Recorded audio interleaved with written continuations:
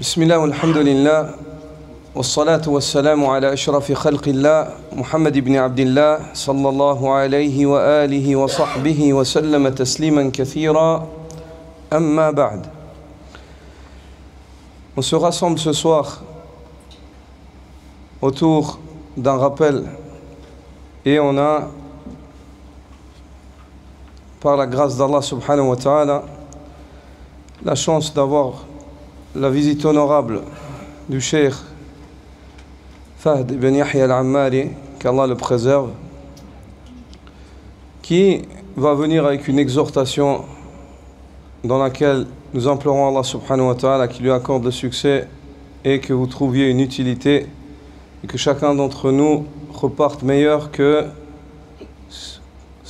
la situation dans laquelle il est arrivé. On remercie le Cheikh de s'être déplacé et de nous avoir honorés et d'avoir honoré notre mosquée, ainsi que tous les frères qui ont fait l'effort, qu'Allah les récompense grandement et fasse qu'ils retrouvent cela le jour où ils rencontrent Allah subhanahu wa ta'ala. En premier lieu, le Cheikh loue Allah subhanahu wa ta'ala pour ses faveurs et il implore Allah subhanahu wa ta'ala, comme il nous a rassemblés dans ce lieu, qu'il nous rassemble dans les jardins d'Éden, dans lesquels il y a ce qu'aucun œil n'a vu, ce qu'aucune oreille n'a entendu et ce qui n'a traversé l'esprit de personne. Auprès d'Allah subhanahu wa ta'ala, le puissant, le majestueux. Puis, le Cheikh évoque et dit que la plus grande faveur qu'Allah azza wa jal ait accordée à l'homme, c'est très certainement la faveur de la foi. Et il évoque la parole d'Allah azza wa jal, قُلْ فَبِذَلِكَ فَلْيَفْرَحُوا هُوَ خَيْرٌ مِمَّا يَجْمَعُونَ. Dis-leur, c'est ce de quoi ils doivent se réjouir, de leur foi et leur religion. Et c'est bien mieux que tout ce qu'ils peuvent amasser du dunya.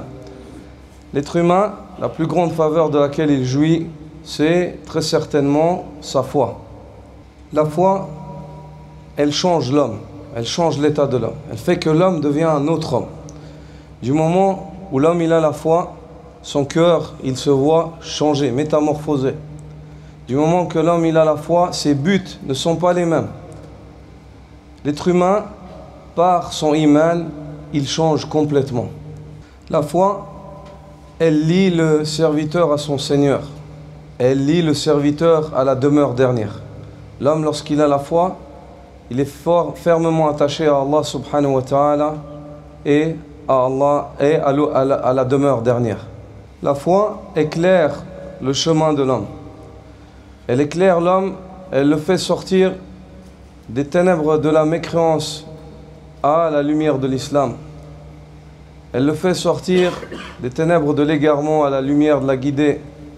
Elle le fait sortir des ténèbres de l'innovation à la lumière de la sunna. Allah subhanahu wa ta'ala évoque et dit: est-il comparable celui à qui Allah subhanahu wa ta'ala a élargi la poitrine à l'islam et qui persiste et reste sur la lumière de son Seigneur, la lumière du iman. Allah subhanahu wa ta'ala, par le biais de la foi, il éclaire l'homme. L'homme qui a la foi, il est éclairé par Allah. Il bénéficie, il jouit de la lumière qu'Allah azza wa jal lui octroie. Allah subhanahu wa ta'ala dit dans sa parole, dans le sens du verset, Allah est l'allié de ceux qui ont la foi. Il les fait sortir des ténèbres pour les orienter vers la lumière. Donc Allah subhanahu wa ta'ala, par le biais de la foi, il éclaire et il octroie à ceux qui ont la foi une lumière qu'il fait pénétrer dans leur cœur et par laquelle il les fait sortir des ténèbres. C'est selon la quantité de foi qu'il y a dans ton cœur qu'Allah azza wa jal éclaire ton chemin, où tu trouves ta voie. Et selon la quantité de foi qu'il y a dans ton cœur, Allah subhanahu wa ta'ala dissipe de toi les doutes, ainsi que le fait de ne pas être sûr de la voie sur laquelle tu es, et il augmente ta conviction et raffermit tes pas sur la voie. Certains des pieux prédécesseurs ont dit: par Allah, si les dirigeants ainsi que leurs héritiers, leurs descendants savaient le bien qu'il y a dans nos poitrines, le bien-être qu'il y a dans nos poitrines et qu'ils pouvaient l'ôter, ils nous auraient frappé avec les épées pour dérober cela. Ils nous auraient frappé avec les épées pour dérober cela. Et certains des pieux prédécesseurs ont dit: il y a un paradis dans ce bas monde. Celui qui n'y pénètre pas ne pénétrera pas non plus au paradis, dans le paradis de l'au-delà. Et ce paradis-là, c'est le paradis de la foi. C'est le paradis de la foi. Médite donc sur la situation et les récits des compagnons du prophète sallallahu alayhi wa sallam. Quelle était leur situation avant la foi et comment ils se sont métamorphosés. C'est devenu des autres hommes après la foi. Les compagnons du prophète sallallahu alayhi wa sallam avant leur islam étaient plongés dans une ignorance sans précédent, dans un égarement, dans des ténèbres. Ils étaient, lorsqu'ils étaient avant leur islam, ils étaient dans une situation en fait qui n'a pas été connue auparavant, une situation d'égarement et de ténèbres. Puis après, par la suite, Allah subhanahu wa ta'ala, par le biais de la foi, il les a ramenés à la guidée et ce que vous connaissez des sahaba comme vertu. Allah subhanahu wa ta'ala promet à ceux qui ont la foi, et il dit, celui qui fait don d'œuvres pieuses, que ce soit un homme ou une femme, tout en étant croyant, nous allons lui accorder de vivre une bonne vie. Ça c'est la promesse hâtive. Allah Azza wa Jal promet par le biais de la foi de réformer la vie de l'homme dans ce bas monde. Puis dans l'au-delà, nous les rétribuerons conformément au meilleur de leurs œuvres. Donc Allah Azza wa Jal promet le khayr dans le dunya et dans l'au-delà par le biais du iman et des œuvres vertueuses. Les êtres humains, lorsqu'on remarque le mode de vie des gens, on voit que les gens vivent de la difficulté, du labeur, ils se donnent beaucoup de peine, ils font des efforts sans cesse, ils n'arrêtent pas de courir. Mais quel est le but? Quel est leur but à tous ces gens? La plupart des gens qu'on voit vivre cette fatigue, pourquoi ils courent? Pourquoi ils se fatiguent au final? C'est quoi leur but? Quel est ce but-là?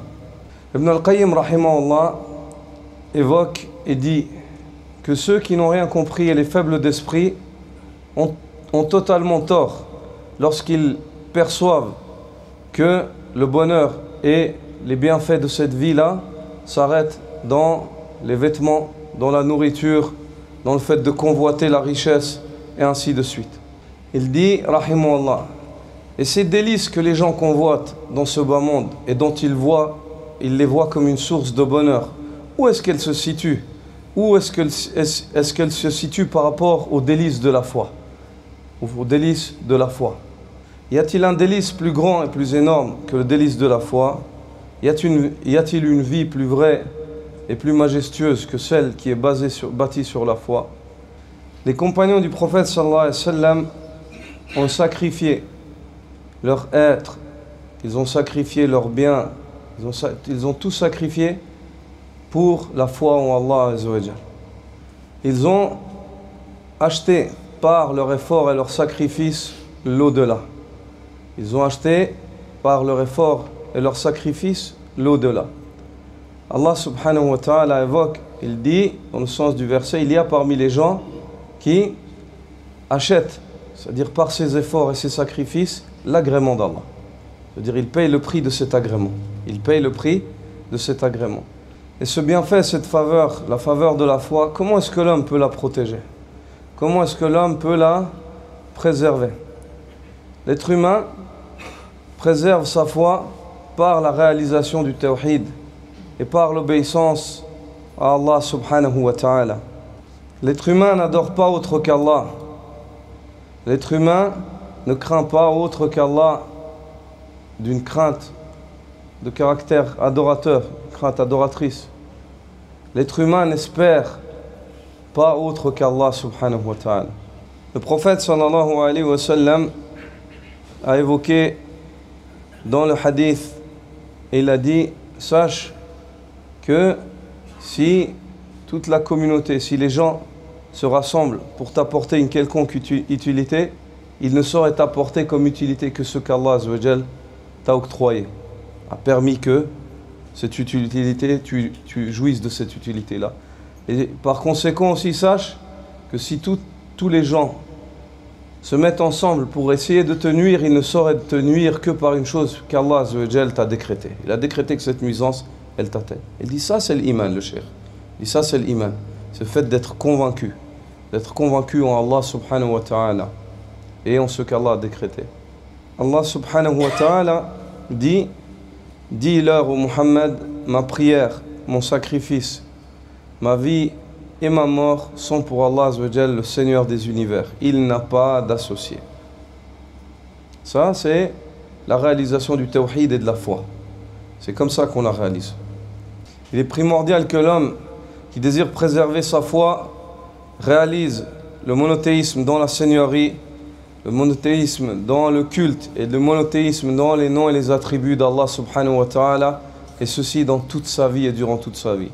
Et parmi les choses ou les sources qui sont une source par excellence de croissance de foi et de préservance de la foi, il y a cette prière qu'Allah azza wa jalla a prescrit et par laquelle l'homme préserve sa foi et cherche la croissance de sa foi. Cette prière-là, c'est une station. C'est une station dans la vie de l'homme au quotidien, qui revient 5 fois et dans laquelle l'homme s'arrête et descend afin de faire ses provisions, provisions par lesquelles il préserve sa foi et cherche la croissance de celle-ci. Plus la foi croît, augmente dans ton cœur, plus tu te trouveras que tu fais partie de ceux qui préservent leur prière. Et plus tu préserves ta prière, plus ta foi croît. Donc c'est une liaison constante. Selon la quantité de foi qu'il y a dans ton cœur, tu te trouveras faire partie de ceux qui préservent leur prière et l'accomplissent avec les musulmans dans les mosquées. Et selon la quantité de foi qu'il y a dans ton cœur, tu te trouveras t'acquitter de la prière comme il se doit, conformément à la sunna du prophète sallallahu alayhi wa sallam. Quelle est donc notre situation, vous musulmans? Quelle est notre situation face à cette prière? Cette prière au sujet de laquelle le prophète sallallahu alayhi wa sallam dit le pacte qu'il y a entre nous et les négateurs, c'est la salat. Celui qui la délaisse a commis un acte de mécréance. Certes, cet homme-là que tu vois sortir de chez lui dans son organisation et la logistique de sa vie, sortir de chez lui pour venir à la mosquée avant le adhan, puis attendre le adhan, faire 2 rak'at, attendre le adhan, prier, invoquer entre le adhan et l'iqama. Octroyer ce temps-là dans la bonne réalisation de la prière. Pensez-vous que celui-là et celui qui vient au dernier moment sont pareils et sont égaux dans la foi? Jamais. Le prophète sallallahu alayhi wa sallam dit: celui qui atteint takbiratul ihram, le takbir du début de la prière avec l'imam en même temps, c'est-à-dire il est dans le saf quand l'imam aligne les gens, il fait takbiratul ihram avec eux. Celui qui atteint takbiratul ihram pendant 40 jours, Allah subhanahu wa ta'ala lui inscrit 2 bara'atan, c'est-à-dire il est distant de 2 choses. Il est distant et préservé de 2 choses. La première, de bara'atun minan nifaq, il est préservé de l'hypocrisie et il est préservé, il est préservé du feu et il est préservé de l'hypocrisie. Qui est celui d'entre nous qui a essayé de réaliser ce hadith ainsi que ce qui l'englobe en espérant la promesse qui est effectuée dans ce hadith-là? Qui est celui qui a essayé de pratiquer cela pendant 40 jours en espérant être préservé du feu et préservé de l'hypocrisie? Il se peut que l'être humain lutte avec lui-même pour réaliser ce hadith. Puis il le réalise, par exemple, il arrive à 30 jours. Puis il arrive à une journée où il survient une chose dans sa vie, puis il rate, il n'arrive pas, takbiratul ihram. Et il revient de plus belle. Il revient avec force et réessaye de nouveau de réaliser le hadith jusqu'à ce qu'Allah azza wa jal lui inscrive ces 2 préservances. Le fait qu'il soit distant du feu et distant de l'hypocrisie. Et Allah subhanahu wa ta'ala dit, dans le sens du verset, certes, ceux qui luttent à la recherche de notre agrément, nous les orienterons constamment sur nos voies. Le prophète sallallahu alayhi wa sallam dit, si seulement les gens savaient ce qu'il y a comme récompense, c'est-à-dire dans l'appel à la prière ainsi que dans le premier rang, et qu'ils ne trouveraient pas d'autres solutions pour se partager la place si ce n'est avec les flèches, ils auraient fait cela.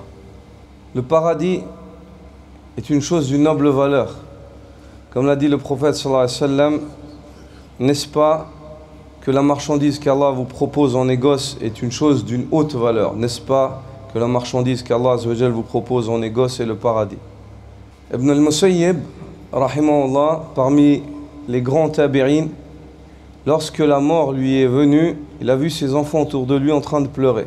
Il a dit: oh mes enfants, ne pleurez pas sur moi, car par Allah, je n'ai pas raté le takbir de l'ihram avec l'imam depuis 50 années.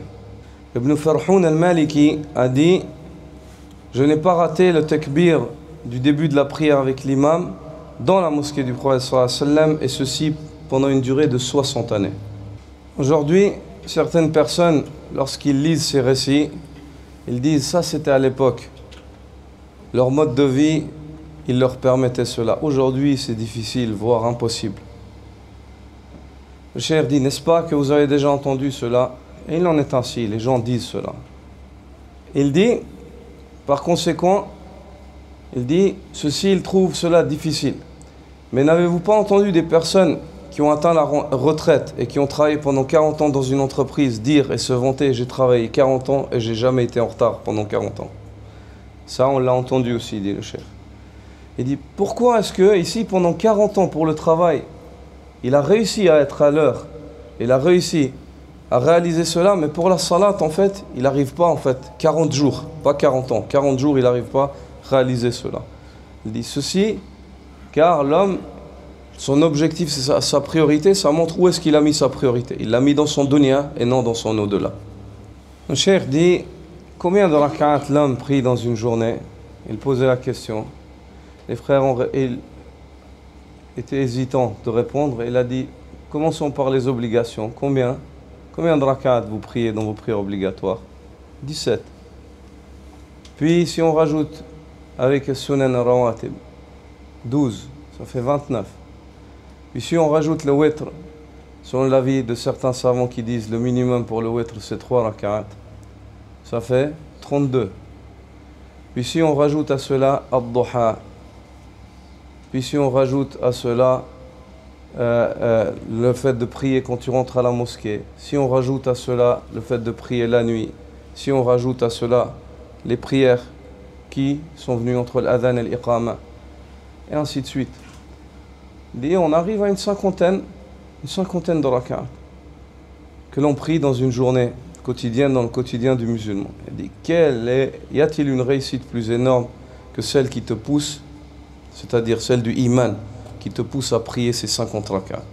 Y a-t-il un falah, une réussite plus énorme que celle de ta foi qui t'a poussé à réaliser ce projet, ce noble projet? D'ici, on voit que nous, 50 rak'at, il évoque, peut-être la personne se dit c'est beaucoup, il évoque le récit de l'imam Ahmed ibn Hanbal, rahimahullah, dont il est narré de lui qu'il priait dans une journée 300 rak'at. Entre les obligations et tout ce qu'il priait, 300 rak'at. Et si les gens viennent à dire: oui, mais nous, on a une famille, on a un travail, une obligation. L'imam Ahmed aussi avait tout cela. Il avait des enfants, il avait un magasin dans lequel il commerçait, c'est-à-dire pour vivre de ce qu'il gagnait. Il avait des étudiants auxquels il enseignait, il avait des livres qu'il écrivait, il avait une science à la quête de laquelle il était, et ainsi de suite. Le point sur lequel il a conclu et qui est très important, il dit: c'est quoi? Quelle est la question qui pousse à l'homme à cela? C'est le but qu'il se fixe dans la vie. Et ce but-là, il émane de ton iman. Et ce but-là, il émane de ton iman. L'imam Ibn al-Qayyim, rahimahullah, le cheikh en premier lieu a évoqué, il dit: l'homme, lorsqu'il prie, il vous a proposé un exemple. Il dit: si l'homme prie, on va dire une 40aine de rak'at par jour, sur une année, combien de rak'at? Il aura prié plus de 12 000 rak'at. Plus de 12 000 rak'at. Sur 40, on a dit un peu. Plus de 12 000. 18 000, c'est plus de 12 000. On n'est pas ici au millimètre près. Plus de 12 000 rak'at. Donc, subhanallah, l'être humain qui prie autant de rak'at que ça, oserait-il penser qu'Allah subhanahu wa ta'ala réduira en vain ses invocations et ses implorations? L'imam Ibn al-Qayyim, rahimahullah, évoque et dit: celui qui, en priant 17 rak'at, 17 fois par jour, il tape à la porte d'Allah azawajal et implore Allah. Il demande, il supplie Allah azawajal 17 fois dans la journée. Jamais Allah subhanahu wa ta'ala ne rendra en vain l'espoir que cet homme a en lui et les demandes qu'il lui fait. Jamais. Allah subhanahu wa ta'ala rendra en vain l'espoir que cet homme a en lui et les demandes qu'il lui fait. Le prophète sallallahu alayhi wa sallam évoque dans un hadith qudsi qu'Allah le Très-Haut a dit: et mon serviteur ne saurait s'approcher de moi par une chose qui m'est plus aimable que ce que je lui ai rendu obligatoire. Puis mon serviteur ne cesse de s'approcher de moi par les actes surrogatoires jusqu'à ce que je l'aime. Et lorsque je l'aime, je serai l'ouïe par laquelle il entend, et la main par laquelle il saisit, et le pied par lequel il piétine. Si il cherche refuge auprès de moi, je lui accorde refuge, et s'il me demande quelque chose, je lui l'octroie. La prière de nuit est très certainement la plus grande des prières après les prières obligatoires. Cette prière-là, Allah subhanahu wa ta'ala, comme cela a été évoqué dans le hadith, descend dans les cieux du dunya et il dit: y a-t-il quelqu'un qui m'invoque afin que je lui donne? Y a-t-il quelqu'un qui me demande pardon afin que je lui pardonne? Y a-t-il quelqu'un qui demande? Y a-t-il quelqu'un qui demande que je lui octroie la victoire afin que je lui l'octroie? Et ainsi de suite. Cette prière-là, la prière de nuit, c'est la prière des grands adorateurs, de ceux qui sont fortement attachés à Allah subhanahu wa ta'ala, de ceux qui se préparent à rencontrer Allah et à voyager vers l'au-delà. La prière de nuit, Allah subhanahu wa ta'ala évoque ceux qui s'arrachent de leur lit durant la nuit et dit: tatajafa junubuhum anil madaji', tu les vois leur corps s'arracher de leur lit. C'est-à-dire, c'est comme si ça demande un effort où tu dois décoller quelque chose, arracher. Ça demande de la force, de foi. Tu leur vois leur corps s'arracher de leur lit. Yad'una rabbahum khawfan wa tama'a. Ils invoquent leur Seigneur, ils sortent de leur lit. Pourquoi? Pour invoquer leur Seigneur avec crainte et espoir. Et ils dépensent ensuite de ce que nous leur avons octroyé. Cette prière de nuit, Allah subhanahu wa ta'ala la recommande et ordonne le prophète sallallahu alayhi wa sallam de s'en acquitter. Et la prière de nuit, c'est le meilleur moyen pour se raffermir dans la religion d'Allah subhanahu wa ta'ala. La prière de nuit raffermit l'homme dans son dîn. Et Allah subhanahu wa ta'ala, cette prière de nuit, il l'a ordonnée au prophète sallallahu alayhi wa sallam, afin de le raffermir. C'est pour ça qu'au milieu de cette sourate, dans laquelle il lui demande d'accomplir la prière de nuit, il dit au milieu de la sourate: Inna sanulqi alayka qawlan thaqila. Sache que nous allons te révéler des paroles lourdes. Vu que ce message-là, il est lourd, ce qu'il contient, il est lourd, l'homme, il a besoin de raffermissement. Et le meilleur raffermissement qu'il peut trouver, c'est dans le dernier tiers de la nuit, lorsque les gens dorment, et il est seul avec Allah subhanahu wa ta'ala. Le prophète sallallahu alayhi wa sallam, un soir, était aux côtés de son épouse Aïcha radiyallahu ta'ala anha. Et durant la nuit, il lui a dit: oh Aïcha, éloigne-toi, je désire me lever pour prier et adorer mon Seigneur. Elle lui a dit: Ya Rasulallah, au messager d'Allah, sache que j'aime être à tes côtés, et j'aime passer du temps avec toi, et j'aime ta compagnie. Elle ne voulait pas que son mari s'éloigne d'elle. Et il a dit: oh Aïcha, il lui a répété: laisse-moi, éloigne-toi afin que je me lève et que j'adore mon Seigneur. À plusieurs reprises, jusqu'à ce que le prophète sallallahu alayhi wa sallam, quand est venu le dernier tiers de la nuit, s'est levé. Il a commencé à adorer Allah subhanahu wa ta'ala et à pleurer dans la salat. Et plus il était dans la salat, plus il pleurait, au point où lorsqu'il s'est prosterné, il pleurait tellement que toute la terre était mouillée. L'endroit où il a prié sallallahu alayhi wa sallam. Jusqu'à ce que soit venu Bilal le matin pour le chercher pour la salat. Puis il a dit: ô messager d'Allah, tu pries donc ainsi, tu fais cela, alors qu'Allah azza wa jal t'a pardonné tes péchés passés, tes péchés à venir. Il dit: ô Bilal, il m'a été révélé ce soir des versets Malheur donc à celui qui ne les médite pas. Malheur donc à celui qui ne les médite pas. Et ces versets-là, c'est la parole d'Allah subhanahu wa ta'ala à la fin de Surat Al-Imran, où lorsqu'Allah dit, certes, il y a dans la création des cieux et de la terre et dans l'altération entre le jour et la nuit des signes pour les gens doués d'intelligence. Qui sont ceux-là? Ceux qui évoquent Allah debout, assis et sur leurs flancs. Et ils méditent sur la création des cieux et de la terre lorsqu'ils évoquent Allah et ils disent: ô notre Seigneur, tu n'as certainement pas créé ce l'avènement. Subhanak, gloire à toi, faqina azab an-nar, et préserve-nous du châtiment de l'enfer. Ô notre Seigneur, certes, celui que tu feras entrer en enfer, tu l'as couvert d'ignominie, d'humiliation. Et certes, les injustes ne trouveront aucun secoureur auprès de toi. Aucun secoureur auprès de toi. Selon la quantité de foi que tu as, réside ou se réalisera ton attachement au livre d'Allah, la lecture de celui-ci, la méditation, le fait de vivre avec le Coran. Ceci est en relation avec ton iman. Selon la quantité de iman que tu as, tu es attaché au Coran. Et Allah subhanahu wa ta'ala nous demande de méditer autour de ce Coran. Allah azza wa jalla dit: ne médite-t-il pas sur le Coran, ou bien alors leur cœur serait scellé? Ne médite-t-il pas sur le Coran, ou bien alors leurs cœurs sont scellés?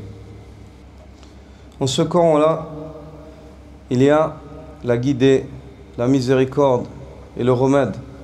Dans ce Coran-là, il y a le remède contre les maladies, des ambiguïtés et des passions.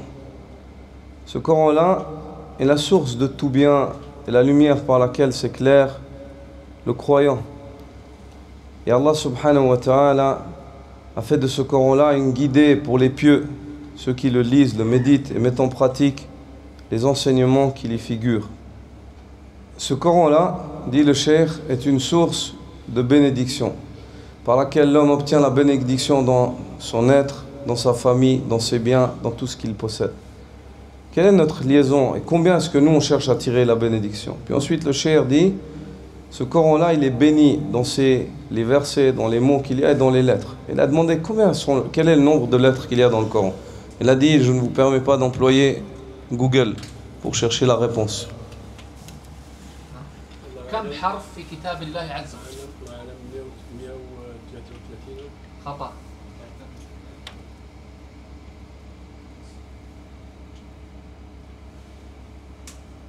نضع جائزة. Vous voulez un prix? Qu'on mette un prix pour répondre?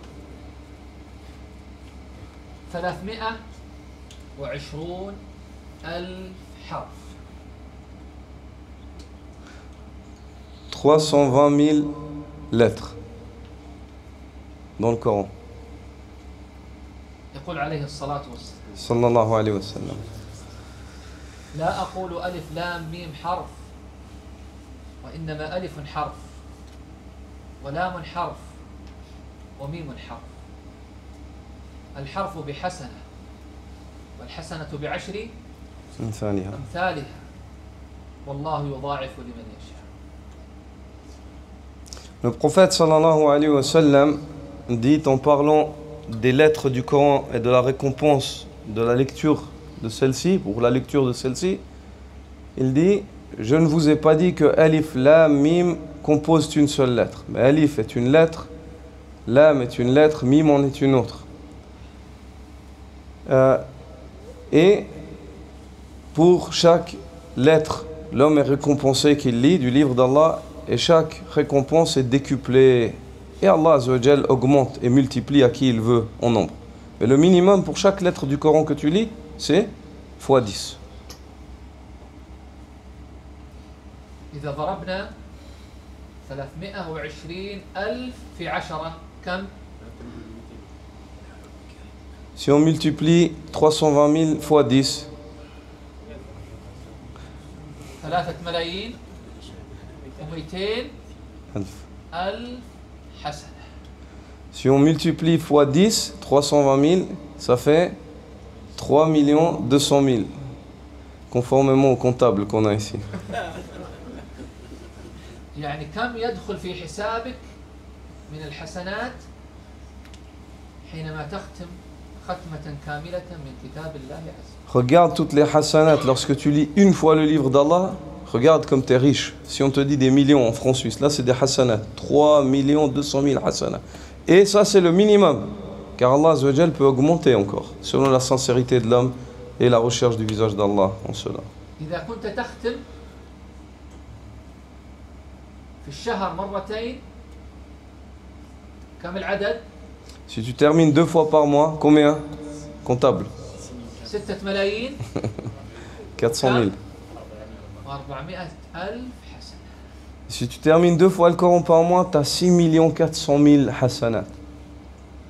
إذا كنت تختم كل أسبوع عليك الحساب.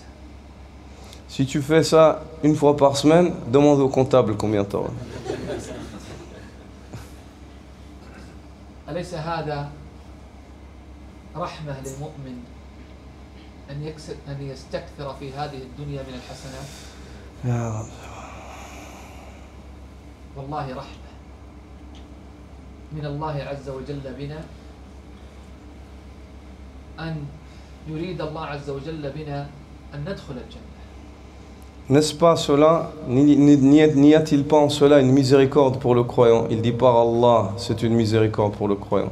Allah Azza wa Jal, par ce Coran et le fait de nous inciter à le lire, il veut qu'on entre au paradis. On trouve que des fois l'homme, il perd son temps sur le téléphone, et c'est le cas pour beaucoup et surtout les jeunes. Ils sont constamment perchés sur leur téléphone, tout le temps. Et puis après tu lui dis le Coran, et il n'a pas le temps de lire le Coran. Lorsque les gens disent « j'ai pas le temps pour la lecture du Coran », et tu vois que ces gens-là, tu lui dis « regarde combien d'heures tu as employé ton téléphone, regarde le nombre d'heures où tu l'emploies ». Tu vois qu'il emploie 6 heures par jour son téléphone. 6 heures par jour, tu emploies ton téléphone et tu n'arrives pas à trouver 2 heures dans la journée pour lire la parole de ton Seigneur, pour augmenter tes récompenses le jour où tu le rencontres et pour te préparer à le rencontrer. Le paradis, sachez que le paradis, il implique, l'entrée au paradis, elle implique la fatigue, elle implique l'effort, elle implique la lutte. Certaines personnes, tu le vois, il dit « Oh Allah, accorde-moi d'entrer au paradis ». Il demande le paradis, mais après il ne veut pas faire l'effort. Ni il prie, ni il répond aux ordres d'Allah Azza wa Jal, ni il lit la parole d'Allah, ni il évoque Allah subhanahu wa ta'ala. Il veut le paradis gratuitement. Le paradis ne s'obtient pas gratuitement. Donc aux serviteurs d'Allah, il faut vraiment qu'on fasse nos comptes et qu'on se rectifie quant à notre liaison avec le Coran. Qu'on regarde combien de temps on passe avec le Coran. Il se peut qu'une semaine ou voire 2 semaines passent et l'un d'entre nous ne lit même pas un juz du livre d'Allah. Il dit, et là je vais vous évoquer un fait qui concerne l'époque dans laquelle on vit. Je ne vous parle pas de l'époque des compagnons ou des tabérines ou de leurs suiveurs. Non, non. Il s'agit bien de faits réels à notre époque. À notre époque, le cheikh dit, il y a des personnes qui terminent le livre d'Allah chaque semaine. Et il y en a d'autres qui terminent le livre d'Allah chaque 3 jours. Pourtant, ces personnes-là aussi ont des femmes, des enfants. Ils sont fonctionnaires ou employés quelque part. Mais ils réussissent à réaliser cela. Ibn Abi Khaythama, qui est un des narrateurs du Sahih de Muslim, un jour était avec ses enfants, en présence de ses enfants, assis dans une des chambres de leur demeure. Il a dit à ses enfants, ô mes enfants, par Allah, sachez que j'ai clos la lecture du Coran dans cette chambre 12 000 fois. Il est primordial que nous réparions notre liaison avec le Coran et que nous revenions sur celle-ci. Et que chacun d'entre nous se révise et revoie quelle est sa situation avec le livre d'Allah subhanahu wa ta'ala. Et surtout, il est primordial que nous prenions garde de ne pas faire partie de ceux qui délaissent le Coran. Et le délaissement du Coran, c'est le fait de délaisser sa lecture, sa méditation, ou le fait de délaisser, le fait d'œuvrer avec. Et que l'être humain prenne en considération et sache que comme il fait attention à sa santé en se nourrissant, car il a peur de périr, ou il fait attention à sa santé en se préservant des maladies, où il se lave plusieurs fois dans la journée pour se débarrasser des souillures, des impuretés. Il en est de même pour le cœur. Ce cœur-là a besoin de nourriture, a besoin d'être lavé, a besoin d'être préservé. Et tout cela, il le trouve dans le Coran et dans l'évocation d'Allah subhanahu wa ta'ala. Parmi les choses qui sont une source de croissance de foi, il y a l'évocation d'Allah subhanahu wa ta'ala. Donc le cheikh vous enjoint d'évoquer Allah subhanahu wa ta'ala fréquemment. Allah subhanahu wa ta'ala évoque, il dit, ceux et celles qui évoquent Allah subhanahu wa ta'ala, Allah leur prépare un pardon ainsi qu'une énorme récompense. Le cheikh a évoqué plusieurs hadiths sur le vertu de l'évocation d'Allah subhanahu wa ta'ala. Celui qui dit 100 fois dans la journée subhanallah wa bihamdi, Allah lui inscrit 100 bonnes actions et il lui expie 100 péchés. Et celui qui dit La ilaha illallah wahdahu la sharika la lahul mulk wa lahul hamdu wa huwa ala kulli shay'in qadir, dans une journée 100 fois, qu'est-ce qu'il a? Qu'est-ce qu'il obtient? Celui qui dit La ilaha illallah wahdahu la sharika la lahul mulk wa lahul hamdu wa huwa ala kulli shay'in qadir 100 fois dans une journée, Allah lui inscrit 100 bonnes actions, il lui explie 100 péchés. Et il a la récompense d'avoir libéré 10 esclaves des descendants d'Ismaïl alayhi salam. Et dans sa journée que voici, il est préservé du shaitan jusqu'au soir. Et personne ne viendra avec une meilleure œuvre que lui, si ce n'est celui qui a fait l'équivalent plus que lui. الشيخ عبد الله طال علينا في المحاضرة. نعم. ليس هذا ظن. بل هذا أكيد. أكيد إن شاء الله. يقولون أن رجلا قام خطيبا في الناس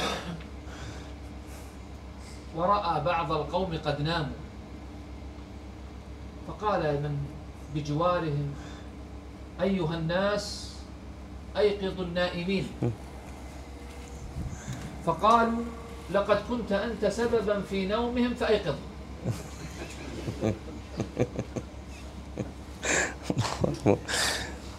Le cheikh il dit, le frère Abdallah il a été la cause d'avoir prolongé notre cours, sinon il aurait été plus court, donc ça a doublé. Et il évoque un récit où une fois un homme il s'est levé pour exhorter les gens, il a été tellement long que les gens ils s'endormaient. Et quand il a vu que les gens s'endormaient, il a dit, oh vous, réveillez ces gens qui dorment. Ils lui ont dit, réveille-les tout seuls parce que c'est toi qui les as fait dormir. Combien de temps ça vous prend pour dire La ilaha illallah wahdahu la sharika la lahul mulk wa lahul hamdu wa huwa ala kulli shay'in qadir 100 fois? Ça vous prend combien de temps? 6 5 10. Regarde, le cheikh il dit 5 minutes. Médite alors maintenant. 5 minutes? 5 minutes et tu permets à ton être d'être privé de cette récompense, d'avoir 100 récompenses, de te dépouiller de 100 péchés, d'avoir la récompense de libérer 10 esclaves des descendants d'Ismaël et d'être préservé du shaitan durant ta journée. Pour 5 minutes, tu te négliges. Subhanallah, quand tu médites sur ça, tu te dis, mais qu'est-ce que je fais dans ma vie, moi? L'évocation d'Allah fait partie des plus grands actes d'adoration, mais aussi les plus faciles. Il n'y a aucune condition. Tu n'es pas conditionné par une situation précise, un lieu précis. Tu n'es pas conditionné par le fait d'avoir tes ablutions. C'est très simple. C'est très simple. Tu peux évoquer Allah debout, couché sur ton flanc, dans n'importe quelle situation étant. Il est primordial que l'être humain établisse dans son programme de vie un moment dans lequel il est avec Allah. Et un moment dans lequel il évoque Allah. Que ce soit dans sa voiture, en allant au travail, ou dans un lieu dans lequel il est, dans son commerce, ou alors dans le train pour ceux qui voyagent en train. Quoi qu'il en soit, il faut que tu aies un moment dans la journée où tu es avec Allah et tu l'évoques. C'est primordial. Et le plus grand succès, lorsque l'homme jouit du succès, c'est lorsqu'Allah lui accorde le succès dans l'évocation d'Allah.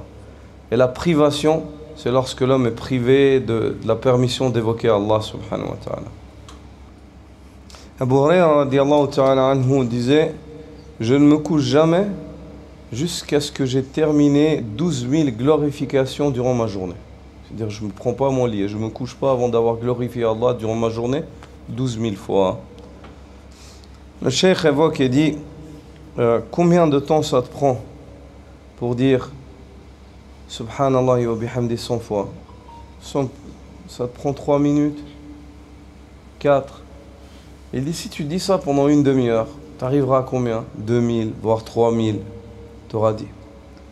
Il est primordial que l'homme habitue sa langue à l'évocation d'Allah subhanahu wa ta'ala, qu'il s'accoutume à cela, qu'il fasse de cela une habitude et qu'il implore Allah sincèrement du fin fond du cœur qu'Allah lui accorde le succès dans le fait de l'évoquer. Et si l'homme est sincère dans cette demande, Allah répondra à sa demande, il lui accordera le succès, il fera partie de ceux qui évoquent Allah fréquemment, qui évoquent Allah subhanahu wa ta'ala fréquemment. Parmi les causes qui sont une croissance, une source de croissance de foi et de préservance de celle-ci, la prêche, le fait d'appeler à Allah subhanahu wa ta'ala, la da'wa. Et Allah subhanahu wa ta'ala évoque ceux qui appellent à Allah azza wa jalla et dit: qui est meilleur en parole que celui qui appelle à Allah et fait don d'œuvres vertueuses et dit: je fais partie de ceux qui se soumettent. Chaque fois que l'homme redouble d'efforts pour aider les gens et faire en sorte qu'ils quittent la mécréance pour se diriger vers la foi, ou qu'ils quittent l'innovation pour se diriger vers la sunna, ou qu'ils quittent la désobéissance pour se diriger vers l'obéissance, Allah subhanahu wa ta'ala lui vient en aide. Il raffermit son cœur et il augmente sa foi. Et parmi les degrés de la da'wa, de la prêche à Allah azza wa jalla, c'est le fait que tu appelles celui qui est vertueux à ne pas s'arrêter au fait d'être tout simplement vertueux, mais à être réformateur. C'est-à-dire, tu encourages ceux qui sont pieux à appeler les autres à être pieux aussi. Le prophète sallallahu alayhi wa sallam dit: celui qui invite les gens à la guider, il aura la récompense de tous ceux qui la mettent en pratique, sans pour autant diminuer en quoi que ce soit leur récompense à eux. Il est primordial que l'être humain s'engage dans le fait de transmettre le khayr et d'appeler les gens au bien. Au jour d'aujourd'hui, chacun d'entre vous possède un téléphone. Et dans ce téléphone, il a des contacts. Et les contacts que lui, il a, ils ont d'autres contacts. Il te suffit de t'asseoir et de prendre un hadith ou une sunnah ou une chose que tu enseignes et tu la transmets à tes contacts. Qu'eux la transmettent à des contacts et à d'autres contacts. Et la sunnah se répand et c'est toi qui en es la cause. Chaque personne qui va œuvrer, où qu'elle soit sur terre, par cette sunnah, toi tu en seras récompensé sans pour autant diminuer à cette personne quoi que ce soit de sa récompense. Et tu viens Yawm al-Qiyamah, tu te retrouves avec plein de hasanat. Tu te dis: mais d'où est-ce que ça vient? Tu ne sais pas d'où elles te viennent. En fait, ça devient de la da'wa, du khayr que tu as enseigné aux gens. Et parmi les grands moyens de prêcher et d'appeler à Allah azza wa jalla, et c'est un des moyens principaux, c'est le comportement. Le fait d'avoir un bon comportement avec les gens. Le fait de répandre le salam, de leur passer le salam, le fait de leur sourire. Toutes ces choses-là, نحن نريد يعني أن نثقل عليهم. لا خلاص لا أقصد يعني قبل قلت يعني الشيخ عبد الله هو السبب في هذا. إن شاء الله أنا أريد أن أضغط يعني أزيد. ها؟ لعل أحدهم يعني يدعو لي. إن شاء الله. لا علي. Le cheikh il évoque et il dit que parmi les meilleurs moyens c'est le comportement, le fait de sourire, le fait d'avoir un bon comportement. Et il dit: il ne sied surtout pas une personne qui appelle à Allah et qui transmet le khayr d'avoir un mauvais comportement avec les gens. Allah subhanahu wa ta'ala dit au prophète sallallahu alayhi wa sallam: appelle à la voix de ton Seigneur par la sagesse et le bon dialogue. Et débat avec eux de la meilleure des manières. Et ça, c'est les degrés, en fait, de la manière par laquelle on appelle à Allah subhanahu wa ta'ala. Et parmi les moyens, ou les grands moyens de la da'wa, c'est le fait de préserver l'unité en s'enjoignant mutuellement à la bienfaisance et à la piété comme Allah Azza wa Jalla nous l'ordonne. Il est primordial que les musulmans œuvrent pour préserver cette unité et ne se divisent pas inutilement ou vainement. En tout temps et toute heure, d'autant plus dans des pays comme celui-là, où les yeux des gens sont tournés vers les musulmans et ils les voient comme une seule et même communauté. Si les musulmans leur montrent qu'entre eux ils se divisent pour un oui et pour un non, alors à ce moment-là, quelle mauvaise image ils donnent de l'islam.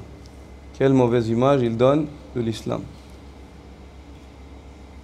L'être humain ou les croyants doivent s'unir sur les fondations de la religion sur lesquelles il y a une unanimité. Et si après cela il y a des divergences sur des questions de jurisprudence ou des questions secondaires, cette divergence-là ne doit pas être la cause de la dissociation dans la communauté.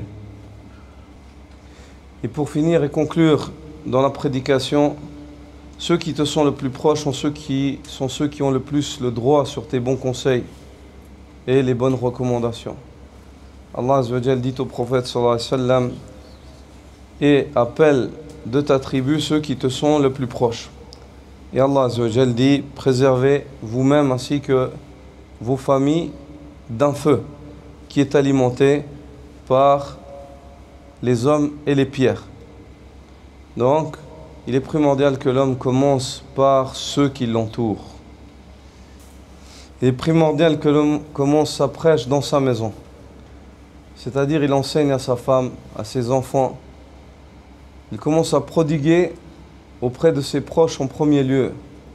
Et il fait partie des grandes erreurs le fait que l'homme prêche en dehors de la maison et qu'à la maison, il n'est pas un prédicateur. Il n'est pas un exemple et il ne les appelle pas à Allah subhanahu wa ta'ala et ne les conseille pas. Certaines personnes sont équivalents au palmier de date, au dattier qui est replié sur le jardin d'autrui, sur la propriété d'autrui. C'est-à-dire il pousse sur sa propriété mais les fruits il les donne ailleurs. Certaines personnes sont ainsi. C'est-à-dire ils donnent leurs fruits ailleurs et non pas dans leur propriété en premier lieu. Il est primordial que l'homme soit le meilleur pour les gens de sa famille et de sa maison et qu'il ne soit pas le meilleur en premier lieu pour autres que les gens de sa maison. Il est primordial que l'homme conseille et enjoigne les gens de sa maison, comme le fait qu'il dise à ses enfants « Oh mon enfant, mon fils, as-tu fait le witr avant de dormir? Oh ma fille, as-tu fait le witr avant de dormir? Qu'as-tu lu du Coran cette journée? Qu'as-tu appris du Coran cette journée?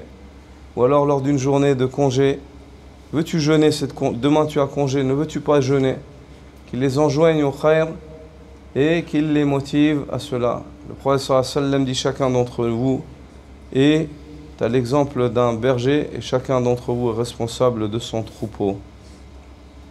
اللهم اقسم لنا من خشيتك ما تحول به بيننا وبين معاصيك ومن طاعتك ما تبلغنا به جنتك ومن اليقين ما تهون به علينا مصائب الدنيا ومتعنا اللهم بأسماعنا وأبصارنا وقواتنا واجعلها الوارث منا واجعل ثأرنا على من ظلمنا وانصرنا على من عادانا ولا تجعل مصيبتنا في ديننا ولا تجعل الدنيا أكبر همنا ولا مبلغ علمنا ولا إلى النار مصيرنا واجعل الجنة هي دارنا ولا تسلط علينا بذنوبنا من لا يخافك فينا ولا يرحمنا اللهم نسألك الثبات على دينك اللهم نسألك الثبات على الإيمان حتى نلقاك صلى الله وسلم على نبينا محمد وعلى آله وصحبه أجمعين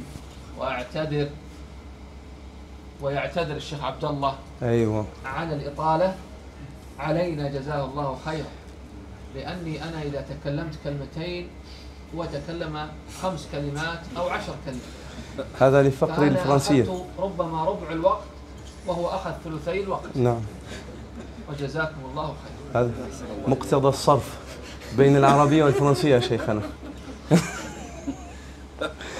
جزاكم الله خيرا نؤذن شيخنا إن شاء الله. On fait l'adhan, Inch'Allah.